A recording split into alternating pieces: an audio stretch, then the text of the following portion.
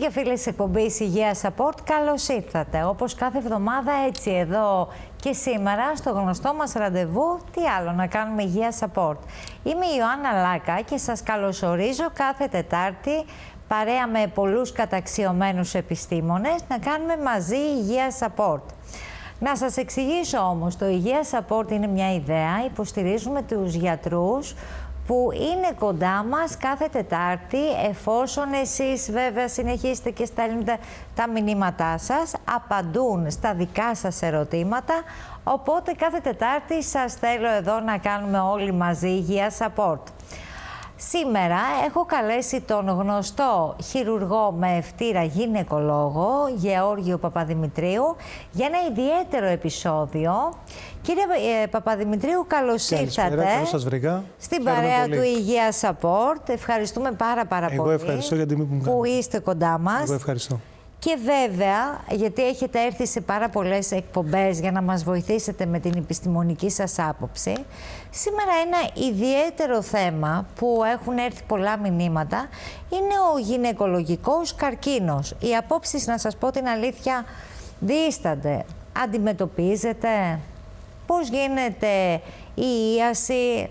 Πάμε να ενημερώσουμε εδώ πέρα το κοινό μας. Όταν λέμε γυναικολογικός καρκίνος, τι ακριβώς εννοούμε? Εννοούμε την ύπαρξη του καρκίνου σε όλο το κομμάτι το γυναικολογικό της γυναίκας, δηλαδή στο μαστό, στο ενδομήτριο, στις οοθήκες, στον τράχυλο της μήτρας και στο ιδίο και στον κόλπο. Και συνήθως τώρα υπάρχει κάποια ηλικία, θα το χαρακτήριζα εγώ, για να απευθυνθεί, ποια είναι τα συμπτώματα, για να πιάσουμε λίγο από την αρχή την πρώτη περίπτωση που είπατε. Ας τα πάρουμε από την αρχή. Άρα λοιπόν ας ξεκινήσουμε τον καρκίνο του μαστού. Ο καρκίνος του μαστού τα παλιότερα χρόνια ήταν μια μορφή καρκίνου η οποία αναγνωριζόταν σε γυναίκες ηλικίας πάνω από τα 45 έτη. Για λόγους που ακόμα δεν το γνωρίζουμε, είναι στη φάση της έρευνας, βλέπουμε τα τελευταία χρόνια ότι τα ηλικιακά όρια όλο και πέφτουν. Και βλέπουμε και κοπέλες και 30 ετών και 35 ετών να νοσούν από καρκίνο του μαστού. Το κύριο γνώρισμα το οποίο υπάρχει είναι ότι η γυναίκα στην αυτοεξέταση, που πρέπει κανονικά μια γυναίκα να το κάνει με το τέλος της περίοδου, μια φορά το μήνα μόνη της, είτε όταν επισκέφτεται το γυναικολόγο της, μια φορά τουλάχιστον το χρόνο στην ψηλάφιση του μαστού που κάνουμε, αν πιάσουμε ένα ογκίδιο, αν πιάσουμε ένα μόρφωμα, αν πιάσουμε ένα σχηματισμό στο μαστό και να κινητοποιήσουμε τη γυναίκα να κάνει από εκεί και πέρα κάποιες απεικονιστικές εξετάσεις, όπως είναι η ψηφιακή μαστογραφία και το περιχογράφημα μαστών, και εκεί θέτεται η πρώτη υποψία της ύπαρξης μιας κακοήθειας. Από εκεί και πέρα, στη συνέχεια, διερευνάται η κατάσταση ενδεχομένως με βιοψίες και εφόσον πιστοποιηθεί, διαπιστωθεί ότι υπάρχει καρκίνος, γίνεται το κατάλληλο χειρουργείο, το οποίο είναι η ογκεκτομή, ανάλογα με το είδος του καρκίνου, ή σε μερικές φορές μπορεί να χρειαστεί ακόμα και η μαστεκτομή. Είπα και προηγουμένως ότι δυστυχώς βλέπουμε τα τελευταία χρόνια γυναίκες χωρίς κάποιο οικογενειακό ιστορικό, χωρίς κάποιο υπόβαθρο δηλαδή κακοήθειας από κάποιο μέλος της οικογένειάς τους, είτε ατομικό ιστορικό κακοήθειας, να πάσχουν από καρκίνο του μαστού. Άρα λοιπόν, κουρώ τον κόδωνα του κινδύνου ότι ο μαστός είναι ένα μέρος του σώματος της γυναίκας και πρέπει να του δίνουμε την απαιτούμενη σημασία. Δεν έχει ηλικία ο καρκίνος του μαστού πλέον, δυστυχώς. Αγαπητέ Γιώργο, καταρχήν να μιλάμε στον ελληνικό. Θέλω λίγο να σε ρωτήσω. Ο καρκίνος του μαστού, πες μου λίγο, πώς γίνεται η διαδικασία? Δηλαδή έρχεται κάποια γυναίκα στο ιατρείο σου για να κάνει το γνωστό τεστ ΠΑΠ και ουσιαστικά κατευθύνεται και στην ψηλάφιση. Σωστά. Πες μου λίγο τη διαδικασία. Δηλαδή υπάρχουν περιπτώσεις που η γυναίκα δεν έχει κάποια ένδειξη, κάποιο πόνο και καταλήγουμε τελικά να διαγνωστεί με καρκίνο του μαστού? Ακριβώς. Μερικές φορές δεν είναι ανώδυνος ο καρκίνος, μερικές φορές δεν προκαλεί κάποιο άλγος στο μαστό. Εμείς στην ψηλάφιση, που είναι ένα μέρος της γυναικολογικής εξέτασης, πρέπει να γίνεται μια φορά το χρόνο τουλάχιστον από τον γυναικολόγο και δεν πρέπει να μελούμε εμείς οι γυναικολόγοι στο να εξετάζουμε το μαστό της γυναίκας. Κοιτάμε καταρχήν πώς είναι η μορφολογία της, πώς είναι ο σχηματισμός της, πώς είναι ο χρωματισμός, αν είναι εξέρυθρος ο μαστός. Παίζει ρόλο το χρώμα δηλαδή? Ασφαλώς και παίζει, γιατί μπορεί να υπάρχει κάποια φλεγμονία από κάτω. Το οποίο η φλεγμονία αυτή ουσιαστικά από πίσω να υπάρχει κάποια αρχόμενη κακοήθεια. Οπότε ενδεικτικά, αν δει κάποια γυναίκα διαφορά χρώματος, αναμφίβολα. Εγώ συνηθίζω και λέω ότι όπως ξέρει κάθε γυναίκα το σώμα, δεν το ξέρει κανένας άλλος. Άρα λοιπόν, οτιδήποτε οτιδήποτε βλέπει στο σώμα της, καλό είναι να κινητοποιείται, να ενημερώνει τον γιατρό. Από τις 10 φορές που θα κινητοποιηθεί, μπορεί 9 να μην είναι τίποτα. Αλλά η μία κάτι θα είναι. Η μία κάτι θα είναι, σωστά. Άρα λοιπόν κοιτάμε τη μορφολογία του μαστού, κοιτάμε τον χρωματισμό του μαστού, κοιτάμε τη θερμοκρασία του μαστού. Ένας μαστός ο οποίος είναι πάρα πολύ ζεστός, ενώ δεν θα έπρεπε να είναι, χρήζει μιας διερεύνησης. Βλέπουμε πώς είναι η μορφολογία των θυλών, βλέπουμε πώς είναι η ποιότητα του δέρματος και μετά στην ψηλάφιση. Αν υποψιαστούμε ότι κάτι υπάρχει, κάποιο σχηματισμό, κατευθείαν κινητοποιούμε τη γυναίκα να κάνει ένα περιχογράφημα μαστών ή μια μαστογραφία, έτσι ώστε να μας λυθεί η απορία και να δούμε αν πρέπει να τη διερευνήσουμε παραπάνω ή όχι. Πάμε τώρα στην περίπτωση που ουσιαστικά, ναι, υπάρχει κάποια διάγνωση, μια ένδειξη θα έλεγα εγώ, ή ουσιαστικά γίνεται μια διαδικασία, μια σειρά εξετάσεων που καταλήγουμε τελικά η γυναίκα να νοσεί από καρκίνο του μαστού. Οι μεταστάσεις στο γυναικολογικό καρκίνο, τις περισσότερες περιπτώσεις δεν νομίζω ότι μπορεί να είναι άμεσες. Όχι βέβαια, εννοείται πως όχι. Οπότε γίνεται και καινούριος κύκλος εξετάσεων όσον αφορά. Αναμφίβολα. Εφόσον διαπιστωθεί ότι υπάρχει καρκίνος μαστού, στη συνέχεια εξετάζουμε όλο το σώμα της γυναίκας, κάνουμε μια αξονική άνω-κάτω κοιλίας, προκειμένου να δούμε αν όντως υπάρχουν μεταστάσεις, δεν υπάρχουν μεταστάσεις. Στη συνέχεια, εφόσον γίνει το χειρουργείο, καθαριστεί που λέμε ο μαστός από την κακοήθεια, ανάλογα μετά με τον τύπο του καρκίνου, μπορεί να χρειαστεί να γίνουν επικουρικές θεραπείες με ακτινοβολίες ή χημειοθεραπεία. Και στη συνέχεια περνάει η γυναίκα από ένα ογκολογικό συμβούλιο, προκειμένου να δούμε, στο οποίο συμμετέχει ο μευτήρας χειρουργός γυναικολόγος, ο ογκολόγος, ο παθολογονατόμος, προκειμένου να δούμε στη συνέχεια το follow-up της θεραπείας της γυναίκας, ανά εξάμηνο, ανά τρίμηνο στην αρχή και μετά ανά εξάμηνο, με αξονικές, με αιματολογικές εξετάσεις, προκειμένου να δούμε ότι ο καρκίνος αυτός έχει μείνει εκεί που ξεκίνησε και δεν έχει αρχίσει σιγά-σιγά να επεκτείνεται σε άλλα σημεία του σώματος της γυναίκας. Και πάμε τώρα σταδιακά να πιάσουμε τον πρώτο καρκίνο που ανέφερες πριν. Αγαπητέ Γιώργο, καρκίνος τραχύλου της μήτρας, αν δεν κάνω λάθος. Πώς γίνεται η διάγνωση, τα συμπτώματα, εδώ να ενημερώσουμε τις αγαπητές γυναίκες που μας βλέπουν αν έχετε οποιοδήποτε σύμπτωμα. Εσείς που είστε τώρα στο σπίτι σας και μας βλέπετε, εδώ ο κύριος Παπαδημητρίου θα σας εξηγήσει αναλυτικά τι ακριβώς πρέπει να κάνετε. Καταρχήν να πούμε για τον καρκίνο του τραχύλου της μήτρας ότι συνήθως είναι ένας καρκίνος ο οποίος εμφανίζεται σε γυναίκες ηλικίας μεγαλύτερης, συνήθως πάνω από τα 50. Παρ' όλα αυτά, τίποτα στην ιατρική δεν είναι άσπρο ή μαύρο. Υπάρχουν και περιπτώσεις νέων κοριτσιών που υπάρχει αρχόμενη κακοήθεια τραχύλου ακόμα και στην ηλικία των 35 και 40 ετών. Αλλά ως επιτοπλίστων είναι ένας καρκίνος μετά την ηλικία των 50.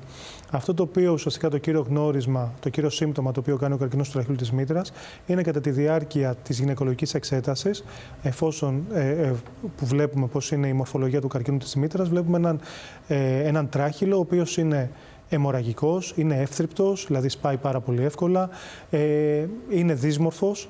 Μπορεί να υπάρχουν δύσοσμες και αιματηρές πολλές φορές κολπικές εκκρίσεις, οπότε εκεί πέρα με την λήψη του τεστ Παπα-Νικολάου διαπιστώνεται ότι υπάρχει κακοήθεια του τραχύλου της μήτρας. Και στη συνέχεια κάνουμε τις απαιτούμενες απεικονιστικές εξετάσεις, αξονική άνω-κάτω κοιλίας, βλέπουμε πόσο επεκτεταμένος είναι ο καρκίνος και στη συνέχεια γίνεται η απαιτούμενη θεραπεία, η οποία ως επιτοπλίστων είναι η στερεκτομία, δηλαδή αφαιρούμε τη μήτρα και τις οθήκες της γυναίκας και ανάλογα με τον τύπο του καρκίνου μπορεί να επεκταθεί ο καρκίνος ακόμα και σε λεμφαδένες. Να έχει επεκταθεί σε λεμφαδένες, οπότε να μπορεί να χρειαστεί καθαρισμός των λεμφαδένων. Είναι δύσκολο ως χειρουργείο. Καταρχήν το χειρουργείο θέλω λίγο να μας πεις. Ναι. Λαπαροσκοπικά πρέπει να γίνεται, αν δεν κάνω λάθος, ή ανοιχτό. Εξαρτάται. Ανάλογα από τι εξαρτάται. Πάντα εξατομικεύεται από την έκταση του καρκίνου, από την ηλικία της γυναίκας, από τη μορφολογία του σώματός της, από τα συνοδά ιατρικά θέματα τα οποία μπορεί να συνοδεύουν την γυναίκα. Άρα λοιπόν η κάθε περίπτωση εξατομικεύεται γιατί προέχει πάντα η ασφάλεια και να αντιμετωπίσουμε ριζικά τον καρκίνο. Ανάλογα δηλαδή την περίπτωση. Ακριβώς. Το χαρακτήριζε. Ακριβώς. Αγαπητές φίλες μου, εσείς που ήρθατε τώρα στην παρέα μας, παρακολουθείτε την εκπομπή Υγεία Support παρέα με την Ιωάννα Λάκα και έχουμε καλέσει τον γνωστό χειρουργό με ευτήρα γυναικολόγο που εξειδικεύεται στη λαπαροσκοπική χειρουργική, Γεώργιο Παπαδημητρίου. Αγαπητέ Γιώργο, να συνεχίσουμε λίγο. Γίνεται ένα τέτοιο χειρουργείο. Ναι. Πραγματικά θεωρώ η ψυχολογία της γυναίκας είναι λίγο είναι πάρα κακή, θα το χαρακτήριζα. Λίγο είναι κακή, ναι. Ναι. Σε αυτές τις περιπτώσεις συνήθως αντιμετωπίζετε. Τώρα περιέχονται πάρα πολλοί παράγοντες σε αυτό που με ρωτάς, Ιωάννα μου. Έχει να κάνει κυρίως με τον χρόνο που διαγνώσκεται το πρόβλημα. Όσο πιο νωρίς διαγνωστεί, τόσο μεγαλύτερη πιθανότητα επιτυχίας υπάρχει και καλύτερο προσδόκιμο επιβίωσης. Αν διαπιστωθεί αργά, δυστυχώς τα πράγματα είναι αρκετά σοβαρά, αρκετά εκτεταμένα, οπότε μειώνονται και οι πιθανότητες όχι στο να πάει καλά το χειρουργείο, αλλά στο να παρέχουμε ένα καλό προσδόκιμο επιβίωσης για τον ασθενή. Άρα λοιπόν εδώ παίζει πολύ μεγάλο ρόλο να τονίσουμε ότι σε μεγαλύτερης ηλικίας γυναίκες, ότι ο ρόλος του γυναικολόγου δεν είναι μόνο ομευτικός, δεν είναι μόνο στο να φέρουμε στη ζωή παιδάκια. Η γυναίκα είναι γυναίκα από τη στιγμή που γεννιέται με τη στιγμή που θα φύγει από αυτόν τον μάταιο κόσμο.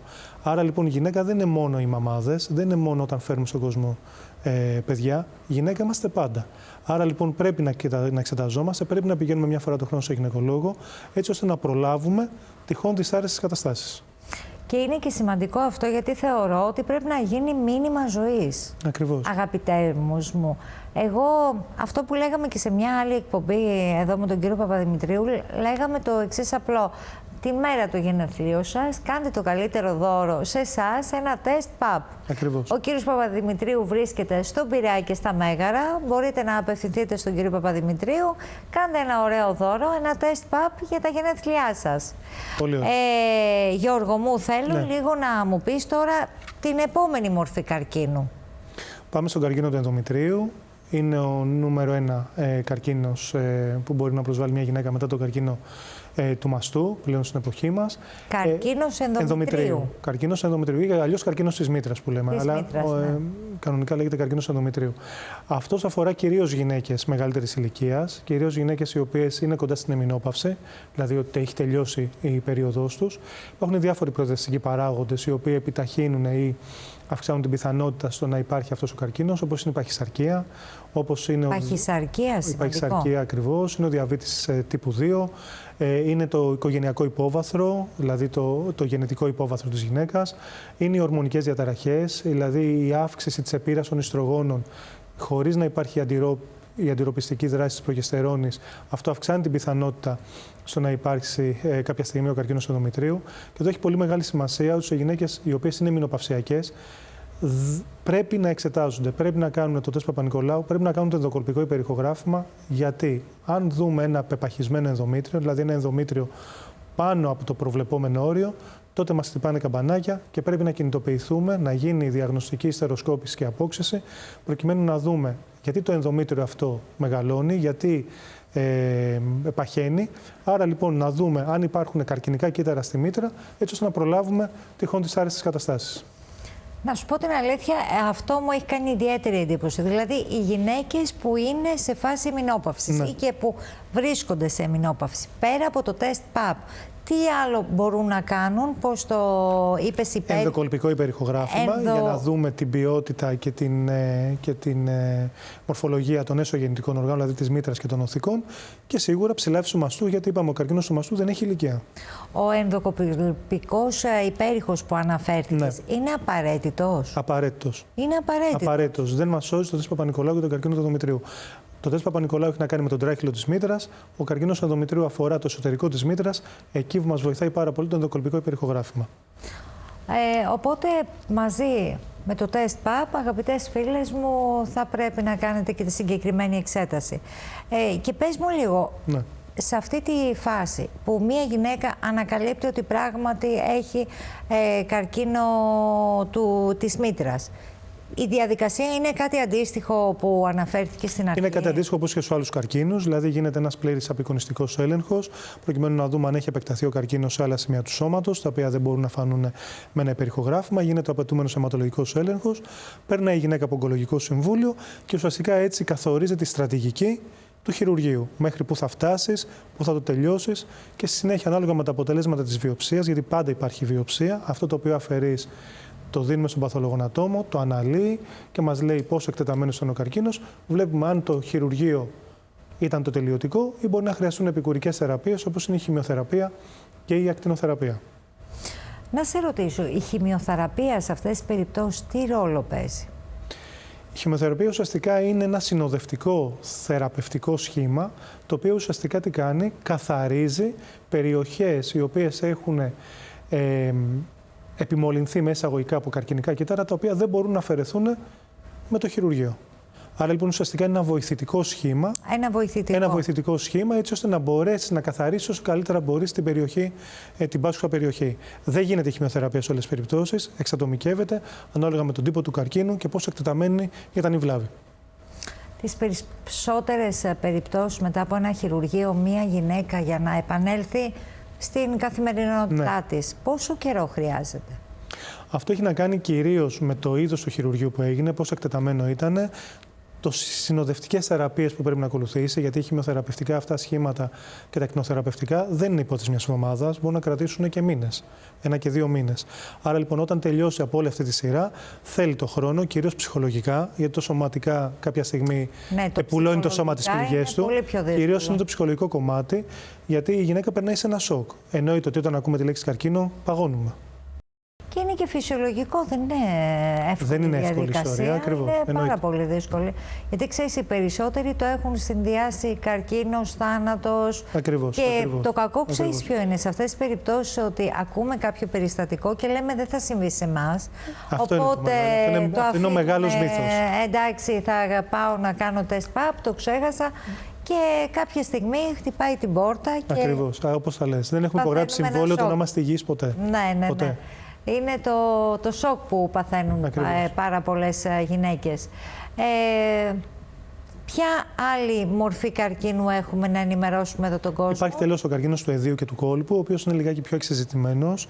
Είναι ουσιαστικά σε περιπτώσεις γυναικών οι οποίες μέσα εισαγωγικά έχουν παραμελήσει τον εαυτό τους. Εννοώντας ότι δεν έχουν κάνει τους απαιτούμενους ελέγχους για πάρα πολλά χρόνια όπως θα πρέπει να κάνουν. Και πολλές φορές ο καρκίνος του εδείου και του κόλπου συνοδεύεται και από καρκίνο του τραχύλου της μήτρας. Δηλαδή, μερικές φορές είναι μια επέκταση του καρκίνου του τραχύλου της μήτρας. Δηλαδή, είναι λίγες περιπτώσεις που είναι καθαρά μεμονωμένος ο καρκίνος του εδείου και του κόλπου. Χωρίς βέβαια, όπως έχουμε ξαναπεί, κάτι να είναι νομοτελειακός δηλαδή, μιλάμε τώρα για γυναίκες που έχουν χρόνια να κάνουν. Χρόνια να επισκεφτούν τον γυναικολόγο. Ναι, ακριβώς. Γιατί αποτέλεσμα... πολλές φορές οι καρκινικές βλάβες στο εδείο και στον κόλπο φαίνονται κατά τη διάρκεια της κλινικής εξέτασης. Οπότε υποπτεύεται ο γιατρός ότι κάτι υπάρχει. Οπότε θα κινητοποιήσει όλο το σύστημα προκειμένου να δούμε τι περί τίνος πρόκειται. Ναι, έχεις απόλυτο δίκιο. Γι' αυτό εσείς, αγαπητές φίλες μου, είπαμε τη μέρα του γενεθλίου σας, κάντε ένα δώρο στον εαυτό σας. Γιώργο μου, πραγματικά όλα αυτά που λες, ναι, τα έχουμε ξανακούσει και είναι πάρα πολύ ωραία. Είναι όμως εύκολη σαν διαδικασία για σένα που είσαι γυναικολόγος. Ναι. Δηλαδή, έρχεται κάποια γυναίκα στο ιατρείο σου και πρέπει να της ανακοινώσεις ότι έχει διαγνωστεί με καρκίνο. Ναι.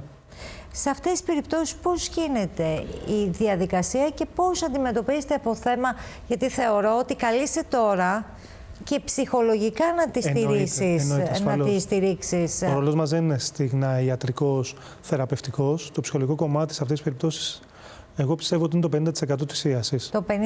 Το 50% της ίασης.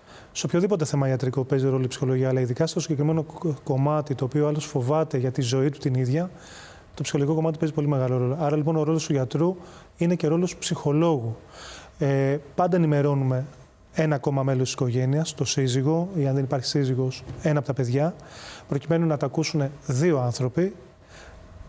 Και να υπάρχει στήριξη. Ακριβώς, και όχι μόνο αυτός ο οποίος νοσεί. Πάντα η κάθε φορά που ανακοινώνεις κάτι τέτοιο δυσάρεστο είναι σαν να το ανακοινώνεις για πρώτη φορά. Πάντα έχεις μια δύσκολη θέση και πάντα σκέφτεσαι και λες τώρα πώς το λέω. Αλλά αν μπορέσει και έχεις αναπτύξει ένα πλαίσιο εμπιστοσύνης με τον ασθενή, ο ασθενής θα σε εμπιστευτεί, θα σε ακούσει, θα καθοδηγηθεί από σένα και από εκεί πέρα μετά ο ρόλος μας, ξαναλέω, δεν τελειώνει όταν τελειώσουμε το χειρουργείο. Ο ρόλος μας συνεχίζεται και μετά. Η υποστήριξη μετά, η ψυχολογική, είναι για μένα το 50% της κάθε διάγνωσης, της κάθε θεραπείας. Ναι, είναι το α και το ω, εγώ πιστεύω, γιατί ξέρεις, η ψυχολογία βοηθάει σε όλους τους τομείς της ζωής μας. Μα έτσι ουσιαστικά θα αναρρώσει και το σώμα καλύτερα. Ναι. Αμφίβολα. Ο ιός HPV, ναι. Συνήθως τι είδους καρκίνου κάνει? Κάνει καρκίνο του τραχύλου της μήτρας. Είναι προδιαθεσικός παράγοντας για τον καρκίνο του τραχύλου της μήτρας. Και ειδικά τα τελευταία χρόνια που υπάρχει διασπορά του ιού στην κοινότητα και στην Ελλάδα και στις ευρωπαϊκές χώρες πάρα πολύ μεγάλη, αυξάνονται και τα ποσοστά του καρκίνου του αρχείου της μήτρας. Εννοείται ότι το χρονικό διάστημα που μεσολαβεί από την επιμόλυνση από τον καρκίνο, από τον ιό του HPV, στο να μεταξελιχθεί σε καρκίνο του αρχείου της μήτρας, δεν γίνεται αυτόματα, δεν γίνεται από μια μέρα στην άλλη. Ναι, είμαι σίγουρη. Έτσι, εννοείται. Αλλά ουσιαστικά είναι ένα σημάδι, μια ένδειξη που θα πρέπει, εφόσον διαγνωστούμε με τον ιό του HPV, να κάνουμε τα απαραίτητος βήματα που πρέπει να ακολουθήσουμε, έτσι ώστε να μειώσουμε την πιθανότητα αυτό να μεταξελιχθεί σε καρκίνο του αρχείου της μήτρας. Ναι, μα είναι και έτσι όπως το θέτεις, είναι πολύ φυσιολογικό. Αναμφίβολα. Βέβαια. Οπότε τώρα θα δώσουμε ένα αισιόδοξο μήνυμα, σαν να έρχομαι στο ιατρείο σου και έχω ένα αντίστοιχο πρόβλημα. Τι πρέπει να μου πεις, έτσι ώστε για να μην το βάλω κάτω και για να ουσιαστικά να συμπορευτούμε, γιατί ουσιαστικά από τη στιγμή που θα είσαι γιατρός μου, όλο αυτό το μακρύ δρόμο θα το κάνουμε μαζί. Ακριβώς. Πες μου λίγο να ακούσουν εδώ οι αγαπητές φίλες μου, τι είναι αυτό που πρέπει να τους συμβουλεύσουμε. Εγώ αυτό το οποίο τους λέω είναι ότι καμία μάχη δεν έχει χαθεί πριν καν δοθεί. Καμία, ειδικά για το κομμάτι του καρκίνου, πλέον τα επιστημονικά όπλα που έχουμε στα χέρια μας είναι πάρα πολύ εξελιγμένα. Έχει κάνει ραγδαία άλματα το συγκεκριμένο κομμάτι της ιατρικής και όσον αφορά τους τρόπους αντιμετώπισης του καρκίνου χειρουργικούς και τους τρόπους με τους οποίους χειρουργούμε τη γυναίκα πλέον. Πλέον είναι στη ζωή μας, εκτός από το λαπαροσκοπικό κομμάτι, και το ρομποτικό χειρουργείο, το οποίο βοηθάει πάρα πολύ στην ταχύτερη επούλωση των τραυμάτων, στην ταχύ ανάρρωση, στη μείωση μετεχειρητικού πόνου, στη μικρότερη απώλεια του αίματος, αλλά και τα εξειδικευμένα φάρμακα τα οποία δίνονται, τα χημοθεραπευτικά και τα κτηνοθεραπευτικά, δεν είναι αυτά τα οποία δινόντουσαν πριν 20 και 30 χρόνια. Είναι πολύ πιο εξελιγμένα, με λιγότερες παρενέργειες, πολύ πιο αποδοτικά. Άρα λοιπόν, όταν η διάγνωση γίνει εγκαίρως, αυξάνεται κατακόρυφα και το προσδόκιμο και της επιβίωσης, αλλά και της ίασης του συγκεκριμένου καρκίνου. Και θεωρώ το Α και το Ω είναι και η οικογένεια, η οποία η οικογένεια πρέπει να στηρίξετε το άτομο που νοσεί από γυναικολογικό καρκίνο, βέβαια και με την βοήθεια του εξειδικευμένου γιατρού. Αυτό που λέω εγώ σε όλες τις εκπομπές. Αγαπητέ Γιώργο, άρα ουσιαστικά το μήνυμα ζωής σε αυτές τις περιπτώσεις είναι συνεχίζουμε μαζί με τον γιατρό μας, συμπορευόμαστε και τελικά θα τα καταφέρουμε. Ακριβώς. Και εξεταζόμαστε. Εξεταζόμαστε όταν πρέπει να εξεταστούμε. Ναι. Μια φορά το χρόνο όσον αφορά το κομμάτι της γυναικολογίας. Είναι μισή ώρα υπόθεση. Αν σκεφτούμε ότι διαθέτουμε μισή ώρα για τον εαυτό μας για οτιδήποτε άλλο, ας διαθέσουμε μισή ώρα για τον εαυτό μας και για το συγκεκριμένο κομμάτι.